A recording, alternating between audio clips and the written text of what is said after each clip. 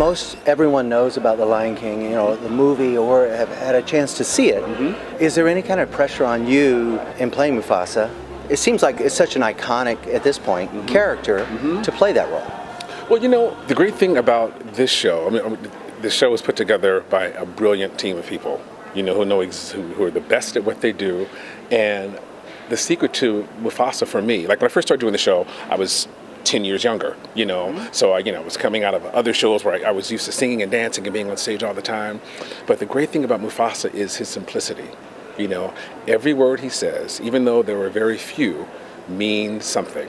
And I've learned to really trust the material, trust the words, keep it as simple as possible, because sometimes in that simplicity is how you touch people the most. There's the bells and whistles, there's a time for that, but with Mufasa, it's about his stillness, it's about his wisdom, and it's about keeping it as simple as possible.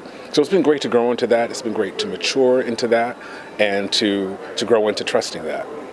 We're so looking forward to The Lion King. Unfortunately, obviously, you have this whole thing going on Broadway. Yes, but it'll be an amazing show, I'm sure, just like when you were there. It's going to be phenomenal. The show, one of the things I love about Lion King, first of all, it's employed so many actors. It's employed so many actors of color, which means, a tremendous amount to me.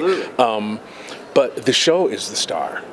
So it doesn't matter who's playing Mufasa or Simba. Of course, they're going to be extremely talented, but people come to see the show because the show is an experience, and the entire cast comes together to create this experience. So wherever you see it, you're going to love it.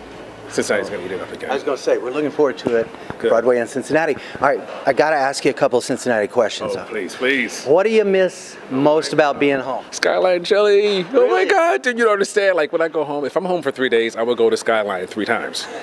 It's just like when I'm on Facebook and I see people posting, especially people from out of town, they're posting pictures of Skyline. I'm like, oh man, I want to be there. I get my family sends me the packets and the cans, but there's nothing like being at a Skyline Chili and having it with those oyster crackers.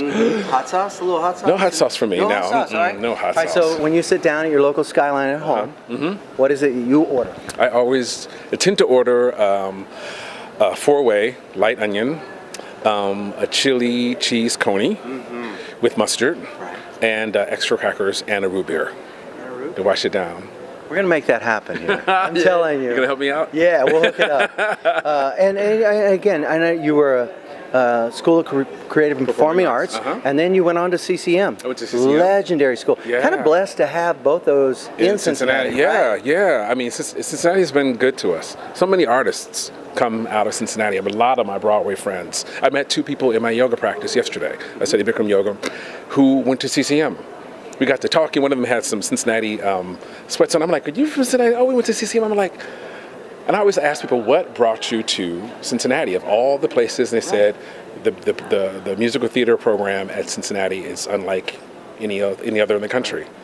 So yeah, I'm really, really proud to be from Cincinnati. And something that I'm sure you wouldn't own up to, but I love the fact that you come back and you've shown up at, some things to give back, and I love that. And that's kind of the Cincinnati thing. It is. One of my biggest fantasies was to before I was there for the opening of the new school, the new performing arts school, but on the other school, while we were when the tour first came through in 2002, I got a chance to do a one-man show on the stage where I did my first show and start a scholarship fund for kids who can't afford